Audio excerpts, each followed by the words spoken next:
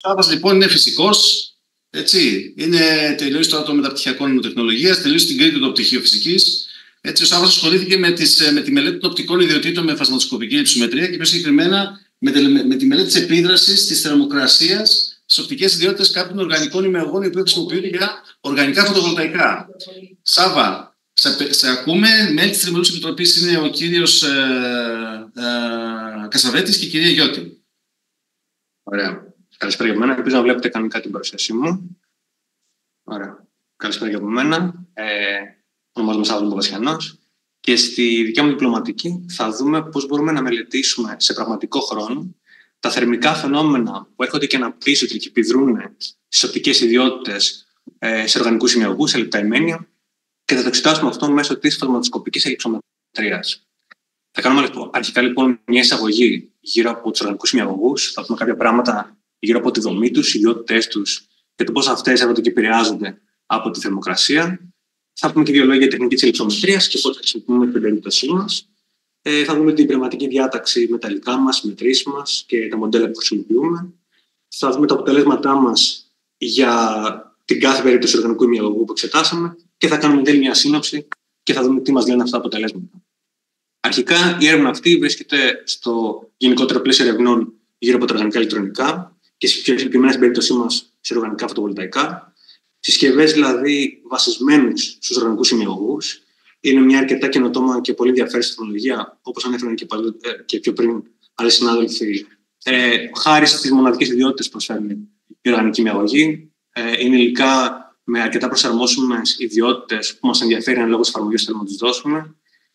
Όταν τους αναπτύσσουμε σε οργανικά ημένεια πάνω στα οποία είναι βασισμένα τα φωτοβολταϊκά, είναι αρκετά εύκαμπτα, είναι αρκετά πιο ελαφριά σε σύγκριση με συμβατικές τεχνολογίες φωτοβολταϊκών. Είναι αρκετά πιο low cost όσον αφορά και το υλικό που χρησιμοποιούμε, αλλά και τις μεθόδους παραγωγής, πάλι συγκριτικά με συμβατικές τεχνολογίες, και είναι και φιλικά προς το περιβάλλον.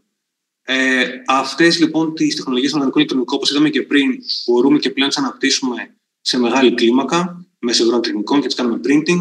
Και έτσι λοιπόν, όσο περισσότερο ασχολούμαστε με αυτή την τεχνολογία, μπορούμε να δώσουμε και ένα potential, το οποίο ήδη συμβαίνει σε έναν βαθμό, στο να εγκατασταθούν αυτά τα οργανικά ηλεκτρονικά σε διάφορες αστικού τοπίου και όχι μόνο περιοχές, και να δώσουν έτσι μια προοπτική εναλλακτικής sustainable μορφής ενέργειας. Τώρα, αυτό που μας ενδιαφέρει εμάς, στην προηγούμενη περίπτωση, είναι να δούμε τον ρόλο της θερμοκρασίας. Να δούμε δηλαδή πώς αυτή επηρεάζει τη δομή και τις ιδιότητες ενός ημιαγωγού, γιατί ξέρουμε ότι υπάρχει σύνδεση μεταξύ τους, και κατά συνέπεια να μπορέσουμε μέσα από αυτή τη γνώση να κάνουμε μια βελτιστοποίηση για το καταρχάς και το κομμάτι του processing, την ανάπτυξη των ηλεκτρονικών, αλλά να δούμε και πώς η επίδραση θερμοκρασίας επηρεάζει εν τέλει τις λειτουργίες και τις ιδιότητες του φωτοβολταϊκού. Οπότε, στην περίπτωσή μας, στην διπλωματική μας, κάνουμε το εξής. Είπαμε, παίρνουμε την τεχνική της φασματοσκοπικής ελιψομετρίας, μετράμε και μοντελοποιούμε σε πραγματικό χρόνο τις οπτικές ιδιότητες του εκάστοτε οργανικού ημιαγωγού. Μετραχόμαστε και κάνουμε μια θερμοοπτική ανάλυση, όπου στην ουσία βλέπουμε πώς αυτές έρχονται και αλλάζουν οπτικές ιδιότητες σε μια διαδικασία θέρμανσης και ψήξης. Και εν τέλει κάνουμε ένα συσχετισμό μεταξύ του τι έχει αλλάξει στις οπτικές ιδιότητες με το πώς έχει επιδράσει η θερμοκρασία στη δομή και τη μορφολογία του εκάστοτε ημιαγωγού που θα εξετάσουμε. Και λέω το εκάστοτε γιατί παίρνουμε διαφορετικές περιπτώσεις ημιαγωγών. Και στην ουσία η όλη υπόθεση πίσω από τη διπλωματική μας, αυτό που θέλουμε να αποδείξουμε, είναι ότι διαφορετικές δομές και μορφολογίες οργανικών ημιαγωγών θα έχουν σαν αποτέλεσμα και διαφορετική επίδραση στις οπτικές ιδιότητες καθώς αλλάζει η θερμοκρασία. Πάμε λοιπόν συνοπτικά, μια εισαγωγή γύρω από τους οργανικούς ημιαγωγούς και τη δομή τους. Όπως γνωρίζουμε, χωρίζονται σε δύο κατηγορίες βασικές: από τη δομή, τα πολυμέρη και τα small molecules, μικρότερα δηλαδή σε μέγεθος μόρια. Και στις δύο περιπτώσεις, όταν ερχόμαστε και φτιάχνουμε ένα στερεόλεπτο ημένιο, αυτό έχει τις αντίστοιχες δομικές ιδιότητες, οι οποίες μπορεί να είναι τόσο ενδομοριακές, δηλαδή να αφορούν το ίδιο το μόριο, που μπορεί να αφορά την ηλεκτρονική δομή του, να αφορά το σχήμα του, τη γεωμετρία του, το πώς αυτό έρχεται και επιστηβάζεται μέσα στο ημένιο, αλλά μας ενδιαφέρει επίσης να δούμε και τις διαμοριακές ιδιότητες, δηλαδή την αλληλεπίδραση ενός μορίου με τα γειτονικά του.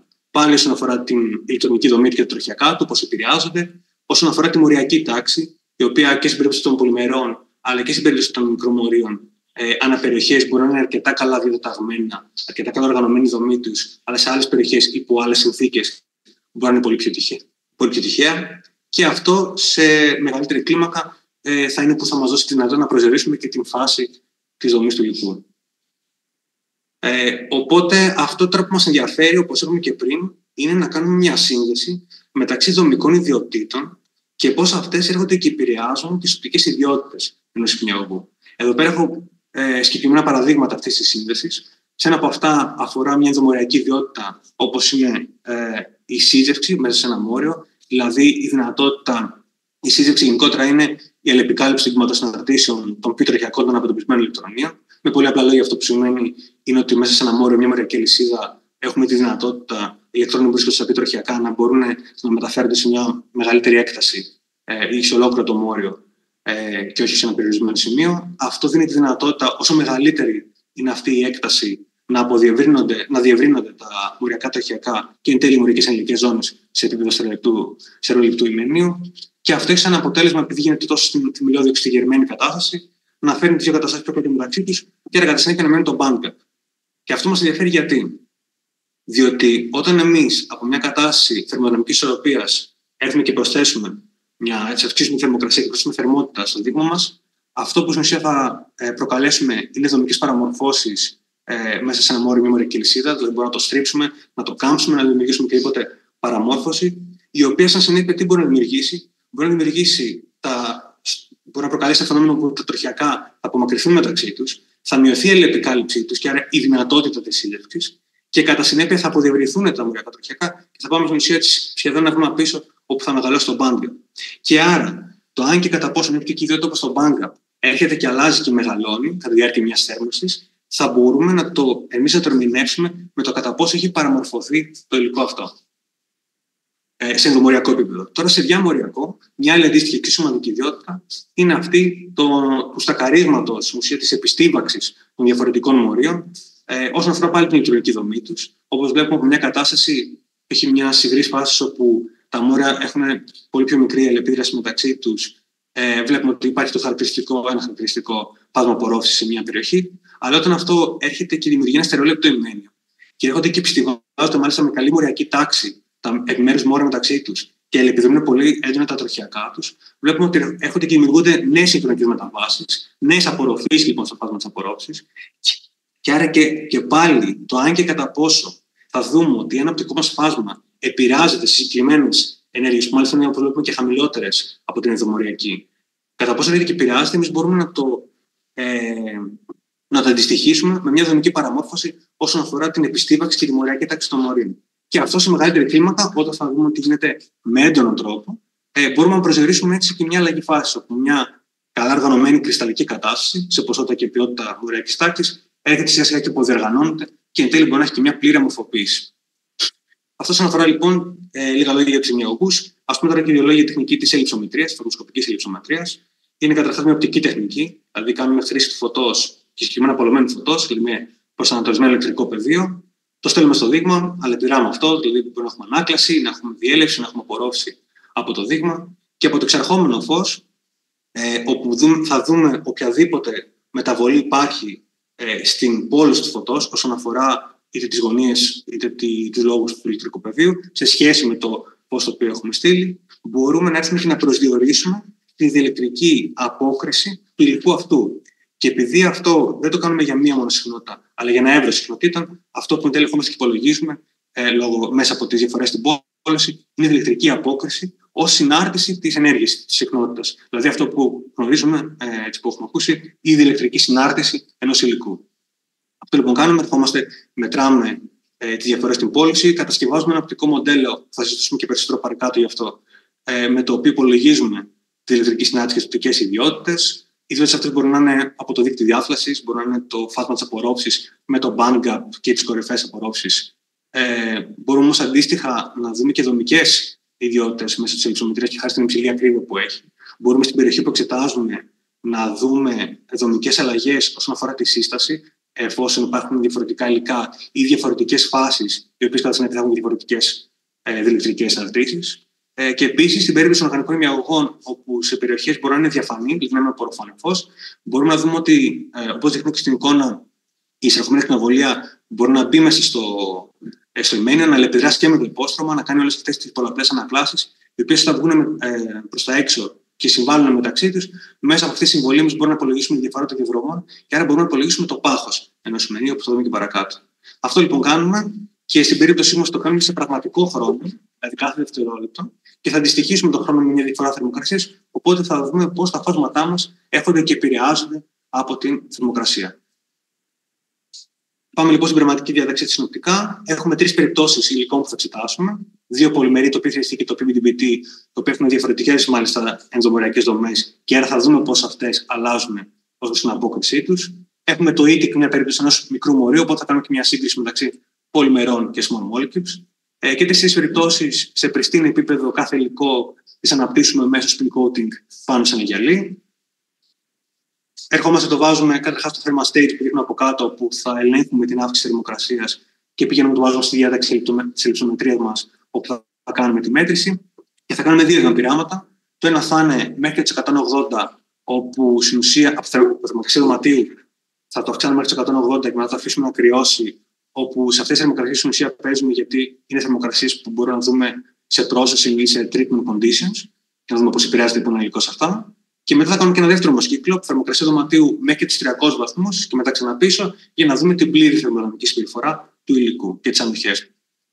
Και ένα τελευταίο πράγμα, για να περάσουμε και στο πειραματικό κομμάτι, όσον αφορά την μοντελοποίηση που χρησιμοποιούμε την υψομετρία. Όπως είπα και πριν, για να περάσουμε από τις μετρήσεις στο να υπολογίσουμε τις οπτικές ιδιότητες, χρειαζόμαστε τώρα 2 πράγματα. Το ένα είναι να επιλέξουμε ένα κατάλληλο θεωρητικό μοντέλο, μια εξίσου δηλαδή που να έρθει και να ερμηνεύσει και να προσομοιώσει το πειραματικό φάσμα που παίρνουμε και να το αντιστοιχίσει αναλόγως στην ηλεκτρονική δομή που έχει το κάθε υλικό που θέλουμε να μοντελοποιήσουμε.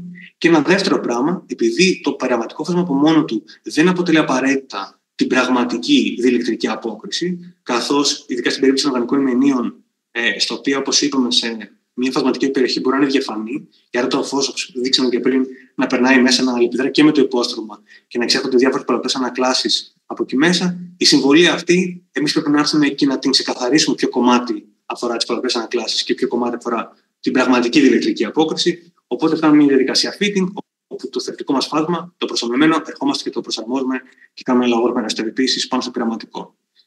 Στην περίπτωση μας λοιπόν, για τους οργανικούς μυαλγούς επιλέγουμε το μοντέλο του θεωρητικού το Lorentz, το πρώτο πράγμα, το οποίο έχει στην ουσία μια εξίσωση αποτελούμενη από τελαντωτές που βάζουμε σε κάθε κορυφή απορρόφησης μέσα σε ένα φάσμα. Και από την άλλη, όσον αφορά τη διαδικασία του fitting, θέλουμε να πούμε το εξής: ότι στην περίπτωσή μας, σε μια περίπτωση όπως δείχνουμε στην πάνω αριστερά εικόνα, όπου δεν έχουμε real-time μέτρηση, αλλά έχουμε μια μέτρηση όπου σε ένα χρόνο εμείς μπορούμε την κάθε μία ενέργεια ξεχωριστά να πάμε να μετρήσουμε την αλλαγή στις πολλώσεις. Μπορούμε να κάνουμε μια αρκετά αναλυτική όσον αφορά την ακρίβεια της φασματικής εικόνας. Σε μια περίπτωση real-time, όπου στην ουσία όλες οι ενέργειες θέλουν να τις παίρνουμε ταυτόχρονα σχεδόν κάθε δευτερόλεπτο, καταλαβαίνουμε ότι υπάρχει ένας περιορισμός στον αριθμό των ενεργειών που μπορούμε να επιλέξουμε. Βλέπουμε είναι πολύ πιο περιορισμένη η φασματική εικόνα.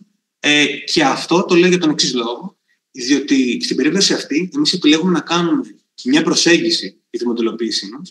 Η προσέγγιση αυτή έχει να κάνει στο ότι αντί να βάλουμε, όπως είπαμε πριν, στο Stock Lorentz ξεχωριστή κορυφή για κάθε ηλεκτρονική μετάβαση, σε περίπτωση που αυτές είναι αρκετά κοντά μεταξύ τους, και άρα στη real-time μέτρηση λόγω του περιορισμού δεν μπορούμε να τις διακρίνουμε, αυτό που θα κάνουμε θα βάλουμε έναν ενιαίο αρμονικό τελαντωτή Stock Lorentz, ο οποίος θα έρθει στην ουσία και με ένα ποιοτικό τρόπο θα περιγράψει όλες τις ηλεκτρονικές μεταβάσεις μεταξύ. Και αυτό μας ενδιαφέρει, διότι θεωρούμε ότι είναι αποδοτικό, διότι καταρχάς μειώνει και τον αριθμό των ελεύθερων μεταβλητών σε ένα μοντέλο, όπου στην ουσία όσο περισσότεροι μεταβλητές βάζουμε, τόσο περισσότερο μπορεί να ξεφύγει κάποια τιμή από μια πραγματική φυσική της σημασία. Και επίσης είναι και αρκετά επαρκές, διότι όπως βλέπουμε και θα δούμε και στις διαδικασίες των fitting, μπορεί να πιάσει με αρκετά ικανοποιητικό τρόπο, έστω και μια πιο ποιοτική περιγραφή το φάσμα της απορρόφησης, που έτσι κι αλλιώς εμείς στο περιβάλλον που θέλουμε, που είναι κυρίως να δούμε τη μεταβολή του στο φάσμα των ενεργειών από τη θερμοκρασία, ικανοποιεί για να μπορέσουμε να εξηγήσουμε τα αποτελέσματά μας. Πάμε λοιπόν πρώτη περίπτωση. PCHT, όπως είπαμε, ένα πολυμερές το οποίο είναι αρκετά γνωστό όσον αφορά την εφαρμογή της ανδότησης ηλεκτρονίας σε φωτοβολταϊκά. Αναπτύξαμε, όπως είπαμε, spin coating πάνω σε γυαλάκι ένα λεπτοημένιο. Υπολογίσαμε το πάχος του με την ελιψομετρία. Εδώ πέρα δείχνω τη διελεκτρική συνάρτηση στα δεξιά, η οποία έχει γίνει πρωτού τη διαδικασία του real time. Γι' αυτό βλέπουμε ξεχωριστά και κάθε τελαντωτή Lorentz που έχει μοντελοποιηθεί. Βλέπουμε το bandgap και τις κορυφές κάθε μετάβασης. Και εδώ πέρα τώρα βλέπουμε ότι από την πριν τη real time, πάμε στις real time μετρήσεις, όπου όλες αυτές οι ηλεκτρονικές μεταβάσεις, λόγω του ότι είναι πολύ κοντά και δεν μπορούμε να δούμε ιδιαίτερες διαφορές στο φάσμα της απορρόφησης σε επίπεδο real time, εμείς ερχόμαστε και τις προσομοιώνουμε με έναν αρμονικό τελετωτή και βλέπουμε πώς αυτός μέσα στο fitting, τόσο και για τις θερμοκρασίες κοντά στη θερμοκρασία δωματίου στα αριστερά, αλλά όσο και για όταν πλησιάζουμε στους 300 βαθμούς, όπου θα δούμε ειδικά στο PCST και θα εξηγήσουμε γιατί αλλάζει αρκετά το φάσμα. Ωστόσο, βλέπουμε ότι ένας θερμονικός τελετωτής οκλώνης μπορεί και πιάνει με ικανοποιητικό τρόπο, τουλάχιστον για το επίπεδο που θέλουμε εδώ πέρα, την όλη μετάβαση του φάσματος. Πάμε λοιπόν να δούμε τα αποτελέσματα για τις θετικές ιδιότητες. Εδώ πέρα δείχνω στα αριστερά το δείκτη διάθλασης και το κάπα στην ουσία είναι μια ποσότητα ανάλογη της τελεστή απορρόφησης, στην ουσία κανονικοποιημένη προς το μήκος κύματος, και την οικονομία της κουβέντας μπορούμε να την ονομάζουμε απλά φάσμα απορρόφησης, τελεστή απορρόφηση. Και το βλέπουμε και σε διάστατη προβολή από δίπλα. Βλέπουμε στην ουσία πώς από θερμοκρασία δωματίου, room temperature, έρχεται σιγά σιγά και μεταβάλλει το φάσμα. Βλέπουμε ότι πέφτει, βλέπουμε ότι μεταφέρει την κορυφή του σε υψηλότερες ενέργειες και το bandgap του μέχρι το 180, και μετά βλέπουμε ότι κατά το cooling σιγά σιγά ξαναγυρνάει πίσω στην αρχή του κατάσταση, αλλά όχι ακριβώς. Βλέπουμε ότι είναι λίγο πιο κάτω με τη δικαιωμένη από ό,τι ήταν στην αρχή, και θέλουμε τώρα αυτό το πράγμα να το δούμε και ποσοτικοποιημένο. Δηλαδή να δούμε πώς συγκεκριμένες οπτικές ιδιότητες, όπως είναι το bandgap, η κορυφή, είπαμε όχι κορυφή του πυθιλιστή σαν κοινωνική μετάβαση, αλλά η κορυφή του τελετωτή που περιγράφει εκείνες τις κορυφές που βρίσκονται σε αυτές τις ενέργειες, και φυσικά το πάχος που υπολογίσαμε. Βλέπουμε και στις περιπτώσεις πώς έρχονται και μεταβάλλονται, και συγκεκριμένα για το πυθιλιστή βλέπουμε ένα γραμμικό τρόπο με τον οποίο έχει μια ευαισθησία, και σιγά σιγά καθώς ερμένεται βλέπουμε την αύξηση τόσο φασματικά και ενεργειακά για τον bandgap και την κορυφή, όσο και μια θερμική διαστολή, βλέποντας το πάχος σιγά σιγά να μεγαλώνει. Και βλέπουμε ότι κατά το cooling, με μπλε δηλαδή, σιγά σιγά αυτές οι ιδιότητες επιστρέφουν πίσω, πάλι με κάπως γραμμικό τρόπο, το οποίο όμως βλέπουμε υπάρχει μια μικρή διαφορά, δηλαδή δεν έχει φτάσει ακριβώς με πλήρη ελαστική συμπεριφορά, αλλά είναι αρκετά κοντά σε αυτήν. Αυτή λοιπόν είναι μια περίπτωση όπου μέχρι το 180 που γνωρίζουμε ότι το PFST, έχοντας μια υψηλή κρυσταλλικότητα, αναμέναμε κάπως να έχει αυτή τη συμπεριφορά, και αυτό θέλουμε να το δούμε τώρα και στο επόμενο πείραμα, όπου θα πάμε μέχρι τους 300, όπου συμβαίνουν διαφορετικά πράγματα στη συμπεριφορά. Βλέπουμε εδώ πέρα λοιπόν τις οπτικές ιδιότητες, και πάμε συγκεκριμένα πάλι στο φάσμα μας της απορρόφησης, όπου έχουμε μια διαφορετική μεταβολή, καθώς πάμε από θερμοκρασία δωματίου μέχρι τους 300. Βλέπουμε ότι μετά από ένα σημείο και μετά πέφτει πάρα πολύ έντονα. Μετατοπίζεται και σε υψηλότερες ενέργειες, τόσο και το bandgap όσο και η κορυφή. Ενώ αντίθετα, σε σχέση με πριν, όσον αφορά το cooling, βλέπουμε ότι δεν ξαναγυρνάει πίσω στην αρχική κατάσταση, αλλά μένει σε μια αρκετά παραμορφωμένη, και πρέπει να εξηγήσουμε για ποιο λόγο υπάρχει αυτή η διαφορετική συμπεριφορά. Ερχόμαστε λοιπόν πάλι και ποσοτικά να δούμε συγκεκριμένες ιδιότητες. Εδώ πέρα δείχνω την κορυφή, πάλι το πώς αλλάζει όσον αφορά τις ενέργειες. Από δίπλα δείχνω στην ουσία το ύψος του τελετωτή, που περιγράφει το πόσο πέφτει το φάσμα ή όχι, και φυσικά το πάχος. Και στις τρεις περιπτώσεις βλέπουμε ότι ξεκινάει. Ναι, παρακαλώ. Μπορείς να χρησιμοποιήσεις λίγο το laser pointer της διαφάνειας για να μας δείξει, για να μην μας λες πάνω δεξιά, κάτω αριστερά. Αν πας κάτω αριστερά, κάποιο μενού, να πας μπράβο εκεί που είναι το πενάκι, δείκτης laser πάνω. Ωραία, νομίζω το βρήκα, εντάξει.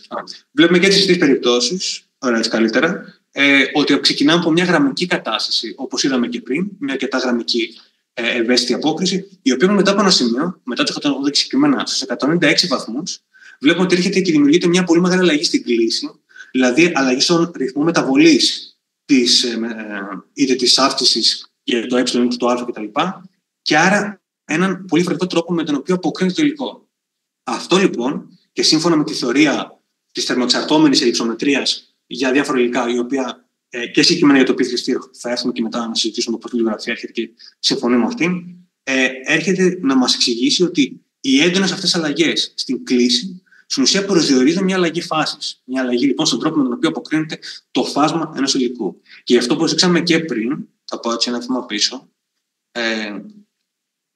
Εδώ πέρα, η κατάσταση στην οποία είναι κοντά στους 300, έχω ονομάσει, σε αντίθεση με πριν που είναι ημικρυσταλλική, αρκετά κρυσταλλική, εδώ πέρα έχουμε μια άμορφη κατάσταση. Οπότε, αυτό που στην ουσία βλέπουμε από το 196 και μετά, είναι ότι από εκεί πέρα που έχουμε ένα ημικρυσταλλικό πυθιστή, αυτό σιγά σιγά παθαίνει ένα melting, λιώνει και πηγαίνει προς μια άμορφη κατάσταση.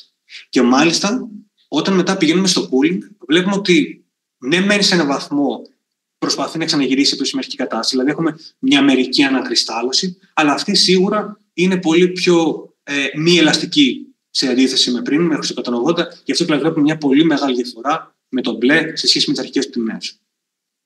Και αυτό που τώρα θέλουμε να εξηγήσουμε από τα αποτελέσματα αυτά, δηλαδή για ποιο λόγο είναι κρυσταλλικό, όταν είναι κρυσταλλικό έχουμε γραμμική απόκριση, υψηλή θρεψιμότητα, ενώ αντίθετα στην άμορφη κατάσταση βλέπουμε πτώση της κορυφής, αύξηση του band gap και χαμηλή της θρεψιμότητα, και γιατί είναι τόσο ευαίσθητο επίσης το υλικό αυτό στο να αλλάξει το band gap του και η κορυφή του, θέλουμε να το εξηγήσουμε, όπως είπαμε, με τις δομικές αλλαγές.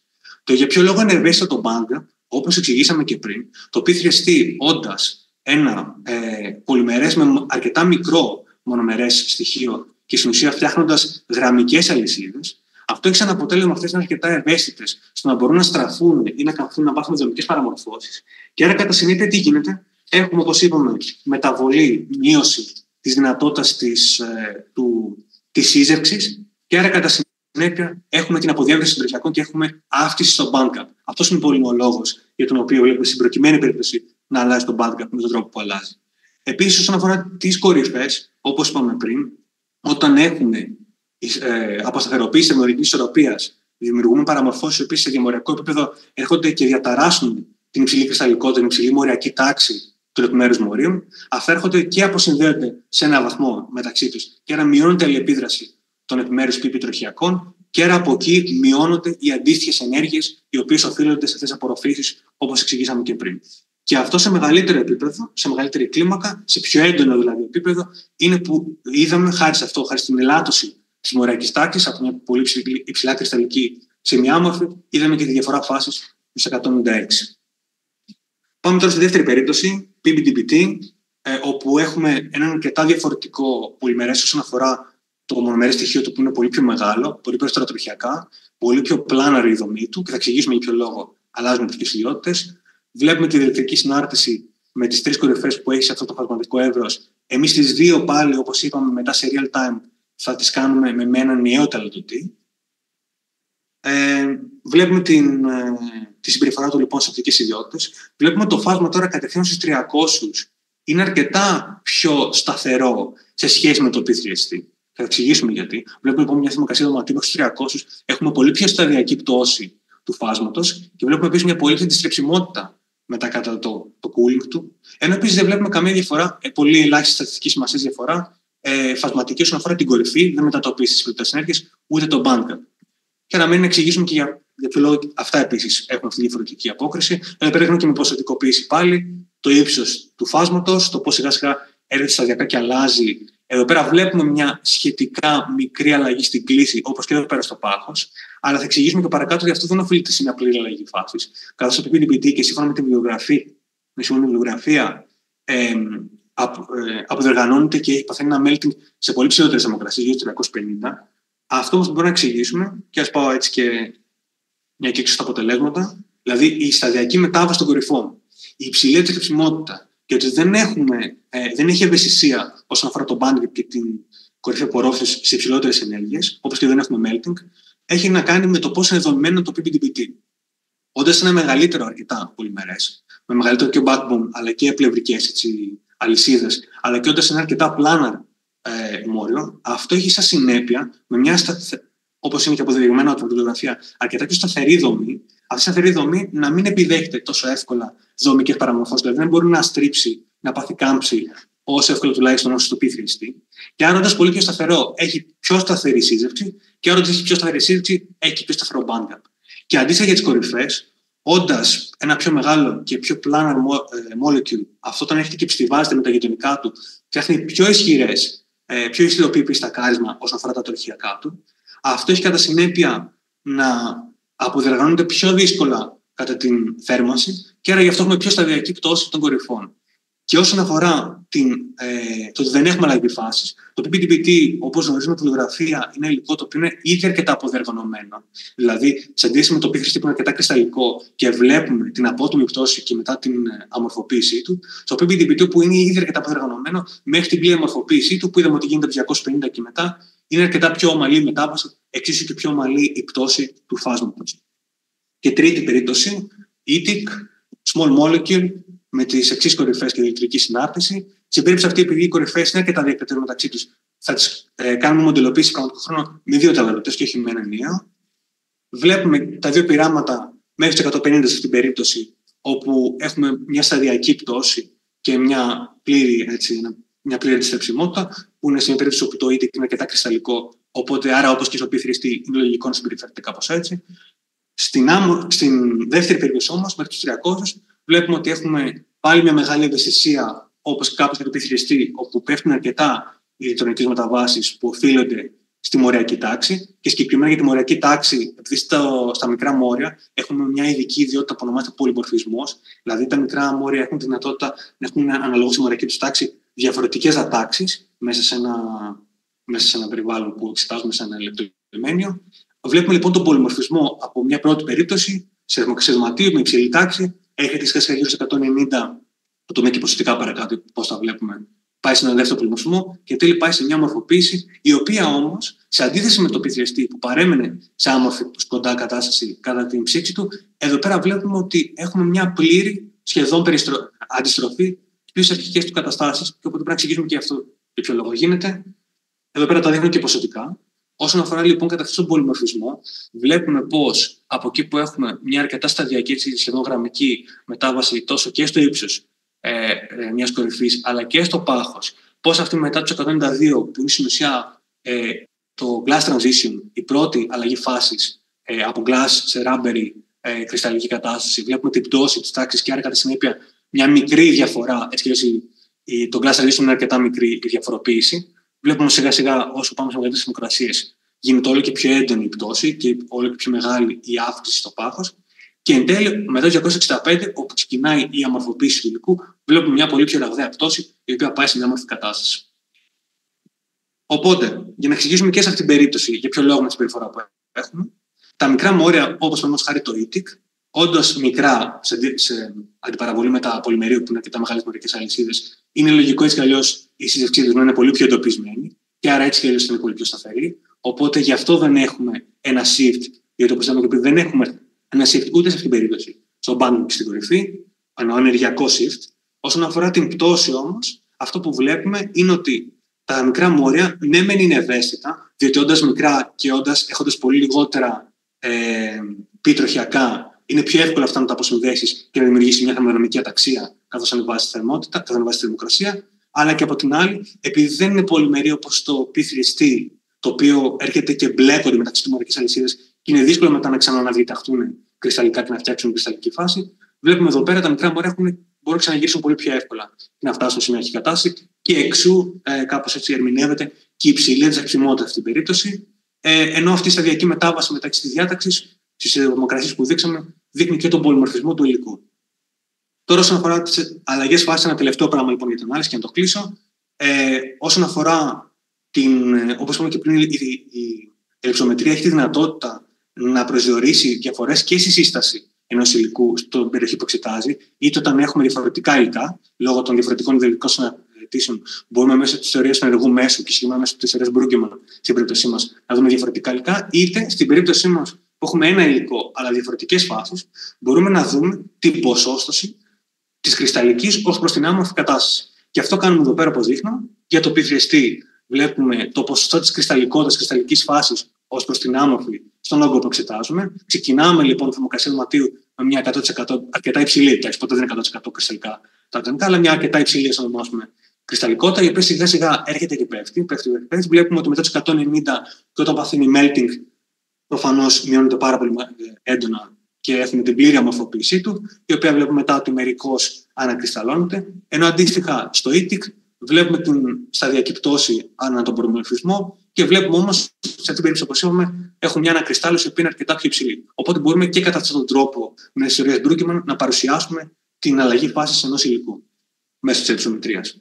Αυτά λοιπόν, για να κάνουμε έτσι μια σύνοψη και να δείξουμε τα συμπεράσματά μας, αυτό που παρουσιάσαμε είναι το εξής. Δείξαμε την μοντελοποίηση σε πραγματικό χρόνο της ελιψομετρίας για γρήγορες θερμοπτικές για υπολογισμούς. Είδαμε πώς οι οπτικές ιδιότητες αυτές από τους υπολογισμούς έρχονται και μεταβάλλονται για τους οργανικούς ημιαγωγούς έναντι της θερμοκρασίας. Κάναμε δρομικούς προορισμούς, όπως και το πάχος, αλλά και τη διαφορά της φάσης στα υλικά τα οποία την εντοπίσαμε. Κάναμε μια συσχέτιση μεταξύ των οπτικών ιδιοτήτων με το πώς επηρεάζεται αναλόγως το κάθε υλικό η δομή και η μορφολογία του υλικού και κάναμε και κατά συνέπεια μια συγκριτική μελέτη με 2 διαφορετικά πολυμερή, είτε μεταπολυμερή και ένα small molecule. Όπως είδαμε λοιπόν, έχουμε ένα PCC το οποίο είναι αρκετά ευαίσθητο και αρκετά αντιστρέψιμο, ένα PBTBT που είναι αρκετά πιο σταθερό και επίσης αντιστρέψιμο. Συγγνώμη, πριν είπα μη αντιστρέψιμο πράγμα. Το PBTBT είναι αντιστρέψιμο, και ενώ στην περίπτωση του ETIC έχουμε ένα ναι μεν ευαίσθητο υλικό, αλλά επίσης αρκετά αντιστρέψιμο πάλι για τους λόγους που εξετάσαμε.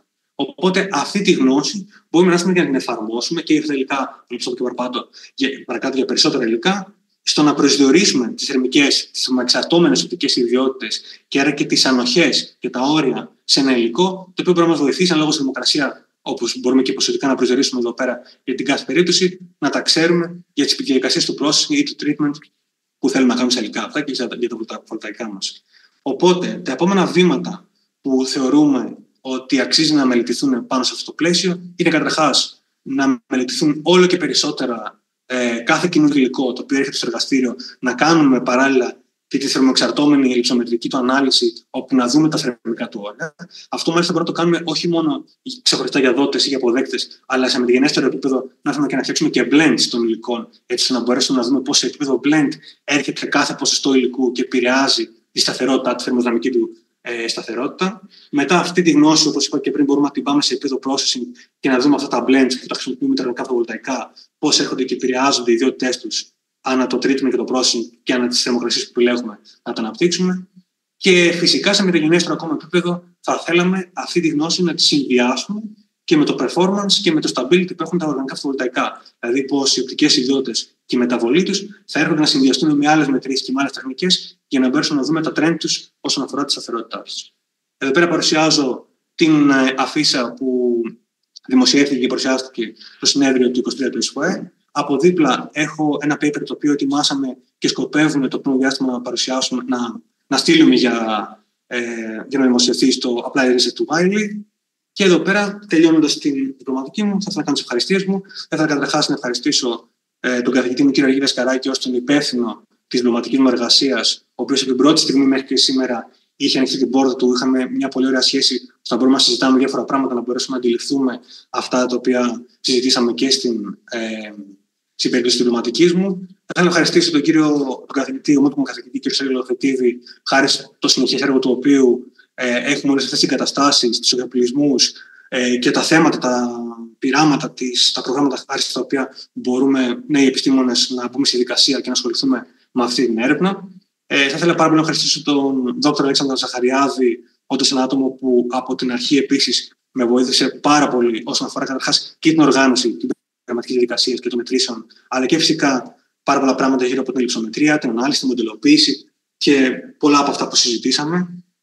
Και επίσης, τέλος, θα ήθελα να ευχαριστήσω πάρα πολύ όλους τους συναδέλφους και συναδέλφισες του μεταπτυχιακού, μέσα από την καθημερινή αλληλεπίδραση με τους οποίους είχα και μέσα στην διπλωματική αλλά και από πριν. Ήταν ένας πολύ ωραίος παράγοντας υποστήριξης, χάρη στον οποίο θεωρώ ότι σε έναν βαθμό βρίσκομαι και σήμερα εδώ πέρα να μπορούσα να παρουσιάσω τη διπλωματική μου. Αυτά από μένα. Σας ευχαριστώ πολύ. Αφήνω το λόγο για οποιαδήποτε ερώτηση ή διευκρίνηση. Μπράβο, συγχαρητήρια για την παρουσίαση, συγχαρητήρια για τη δουλειά που έκανες, για τον τρόπο με τον οποίο τα παρουσίασες. Όντως θίγεις ένα πολύ σημαντικό θέμα, την θερμική σταθερότητα των υλικών αυτών των οργανικών ημιαγωγών, διότι είναι απαραίτητο κομμάτι του processing αυτών των υλικών, είτε σαν απλά υλικά, είτε σαν κομμάτι κάθε διαστάσεων. Ευχαριστώ πάρα πολύ. Λοιπόν, έχουμε κάποιες ερωτήσεις. Κύριε Λογοθήδη. Αργύρη, επειδή θέλω να φύγω εγώ και ήδη άργησα, κάθισα όμως να ακούσω το Σάβα λίγο από εδώ. Τα είπαμε και εμείς μεταξύ μας, τα γράψαμε προχθές, φαντάζομαι τα μετέφερες λίγο στον Σάβα. Σάβα, πάρα πολύ καλή δουλειά σου, πολύ σημαντική. Δεν είναι ουσιαστικά αυτό το θέμα που κάνεις τώρα ένα είδος artificial aging των διατάξεων, ας πούμε, όλων αυτών των φωτοβολταϊκών και βέβαια των οργανικών των πολυμερών υλικών που έχεις κάνει. Και αυτό βέβαια όταν πηγαίνει μέσα σε μια συσκευή device, δεν είναι στο device αλλά είναι πιο πολύ τα materials, πολύ σημαντικό.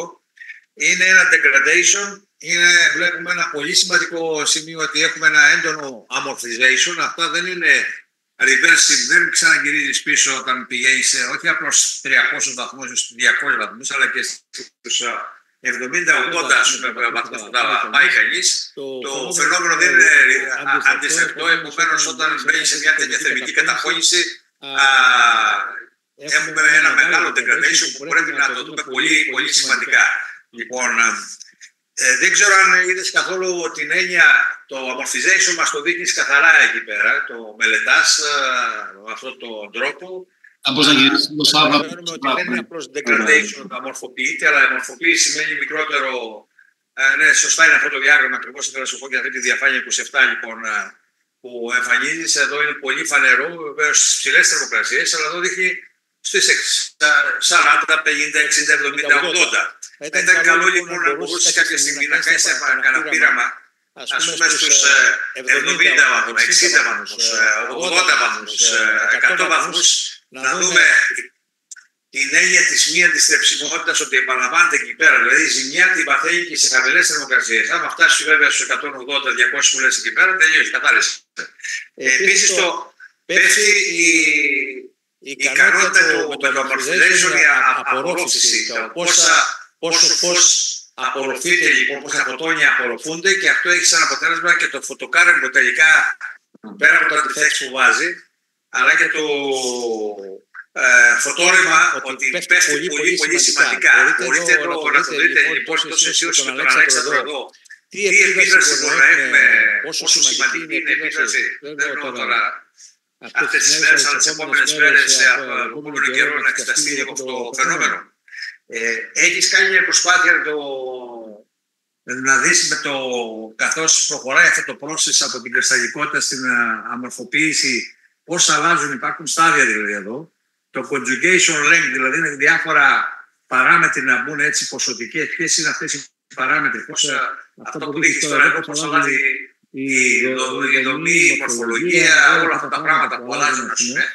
Πώς μπορούμε να τα δούμε μέσα από τα δεδομένα ανάλυση αυτά που προκύπτουν, όπως το δείχνεις εδώ πέρα λοιπόν, από το semi-crystalline πάμε στο disorder και στο amorphous. Αυτό να μπουν κάποια ποσοτικά μέγεθη τα οποία βγαίνουν μέσα από την ανάλυση την φαντροσκοπική, ας πούμε, εδώ πέρα.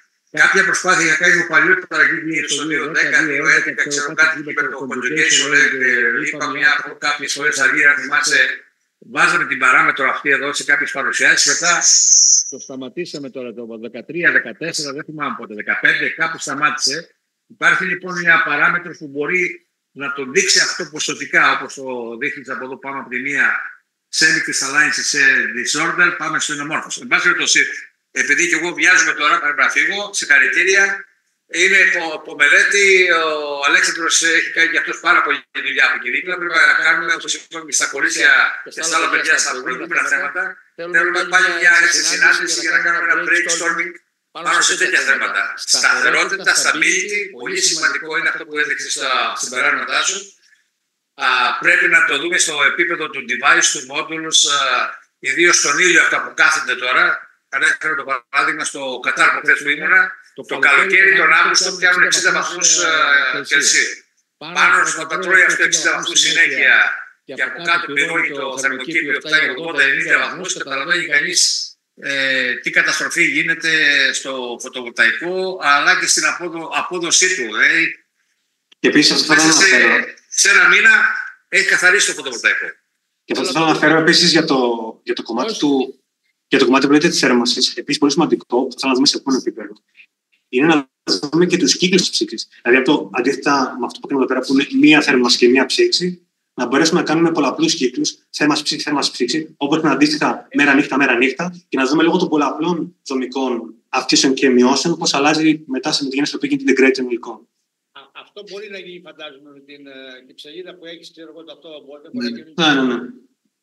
Και το rate επίσης, και το rate είναι σημαντικό, δηλαδή το rate του πόσο... Ναι, η ταχύτητα, ναι, γιατί τα πειράματα που έδειξε ήταν με 10 40 βαθμούς το λεπτό, είναι πολύ γρήγορα λοιπόν, θα μπορεί να γίνει και λεπτότερα ή ταχύτερα. Πολύ σημαντικό. Λοιπόν, μπράβο. Να μείνει στους 60 βαθμούς επί χρόνο για να δείξει το θερμικό φορτίο που παίρνει με το χρόνο ποιο είναι. Δηλαδή μπορεί να μείνει μια μέρα, για παράδειγμα, σε 70 βαθμούς. Λοιπόν, Ωραία, ευχαριστούμε πάρα πολύ κύριε Βαθιστήτη. Λοιπόν, να πάμε στον Σπύρο Κασαβέτη και στη Μαρία Τιγιώτη. Η Μαρία Τιγιώτη είδα προηγουμένως μπήκε από ένα σημείο, δεν ξέρω να μας ακούει. Ναι, σας ακούω μια χαρά. Εσείς με ακούτε? Μαρία, τώρα που σας ακούμε και μετά ο Σπύρος. Ναι, οκ. Okay. Λοιπόν, καταρχήν Σάβα, συγχαρητήρια και σε εσένα και σε αυτούς που σε καθοδήγησαν για να κάνετε αυτή την πολύ ωραία δουλειά. Εγώ επειδή είμαι σε λειψομετρία την εκτιμώ ιδιαίτερα. Μία ερώτηση μόνο. Μία ερώτηση. Δεν έχω καμία ερώτηση σε ό,τι αφορά τα μοντέλα που χρησιμοποιήσετε, τη μεθοδολογία και όλα αυτά, όλα κατανοητά, όλα αποδεκτά. Μία ερώτηση γενική. Όλες αυτές οι υποθέσεις και τα συμπεράσματα στα οποία κατέληξες, έχεις κάποια ιδέα με ποια άλλη τεχνική θα μπορούσε να τα πιστοποιήσεις? Ωραία. Αυτό καταρχάς, επίσης, όσον αφορά τις θερμοεξαρτώμενες αυτές τις τεχνικές, η ελιψομετρία λείπει πάρα πολύ. Δηλαδή για το P3ST έχουν γίνει και αυτό κάποια βιβλιογραφία παραπάνω που δείχνουν κάποιες μελέτες θερμοεξαρτώμενες, αλλά και αυτές είναι μόνο ψηδέλτα μετρήσεις, ενώ εδώ πέρα έχουμε κάνει σωστή πρωτοτυπία και έχουμε έρθει και κάνουμε μοντελοποίηση το πώς μεταβάλλονται θερμικά ψηδότητες. Αντίστοιχα μετά υπάρχουν οι κλασικές θερμοεξαρτώμενες τεχνικές όπως είναι TGA ή TSC, Differential Statistical Calorimetry. Οπότε υπάρχουν τέτοιες πιο χημικές τεχνικές με τις οποίες μπορούμε να αντιστοιχίσουμε διαφορές στη φάση, τη βρυχημοριακή τάξη. Υπάρχει grazing incidence X-ray, όπου από χαμηλές γωνίες μπορεί να κάνει ακτίνες Χ. Τώρα δεν ξέρω κατά πόσο συγκεκριμένα υλικά τι μπορούμε να βρούμε και από θέμα ενώ πόσο καλά μπορούμε να πιάσουμε με ακτίνες Χ, με grazing έστω. Αλλά τέλος πάντων υπάρχουν κάποιες εναλλακτικές τεχνικές που συνήθως εγώ ό,τι βιβλιογραφικό είχα πάνω σε αυτές. Γιατί όπως είπα, τεχνικές τηλεψομετρίας αυτές υπήρχε πολύ μικρή βιβλιογραφία και πιο καινούργια υλικά. Ίσως ένα μεταγενέστερο επίπεδο να είναι πολύ πιο ωραίο να γίνει μια πιο συμπληρωματική έρευνα, η οποία να έχει μέσα διαφορετικές τεχνικές. Απλά το βασικό που χρειάζεται, γιατί δοκιμάζουμε να το κάνουμε και με Raman, το βασικό που χρειάζεται είναι να μπορέσουμε να σκοπούμε σε πραγματικό χρόνο, σε real time, την ώρα και που συμβαίνει η θέρμανση. Διότι όπως μας παραδείγματος στη Raman που δοκιμάσαμε, επειδή δεν υπάρχει real time θερμοεξαρτώμενη μέτρηση, το μόνο που μπορούσαμε να κάνουμε ήταν να πάρουμε μια μέτρηση πριν και μια μέτρηση μετά, που το φάσμα αυτό δεν έχει ιδιαίτερο νόημα, το νόημα έχει να δούμε όλη αυτή τη διαρκή μεταβολή ένα δευτερόλεπτο. Οπότε το σημαντικό κλειδί σε αυτές τις τεχνικές είναι να μπορέσουμε να δούμε σε πραγματικό χρόνο κάπως in situ πώς έρχονται και μεταβάλλονται οι ιδιότητες. Αυτό κάπως είναι το που έχω σαν σκέψη. Τέλεια. Ωραία.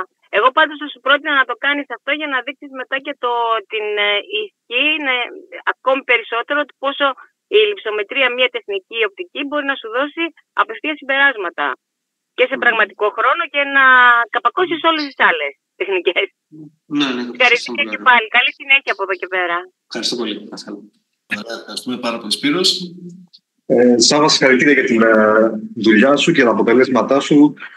Αυτό που θέλω να τονίσω λίγο είναι μια οικονομική διπλωματική. Δεν κατανάλωσε πολλά πράγματα, πολλά υλικά. Οπότε και αυτό είναι ένα πολύ κρίσιμο σημείο. Έτσι. Ήταν μια πολύ οικονομική διπλωματική.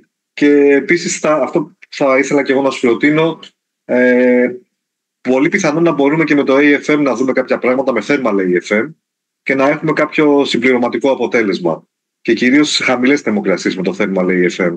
Μπορούμε δηλαδή την ώρα που σαρώνουμε την επιφάνεια να θερμαίνουμε το δείγμα και να παίρνουμε κάποια πληροφορία. Οπότε για τη φάση παραδείγματος χάρη του υλικού.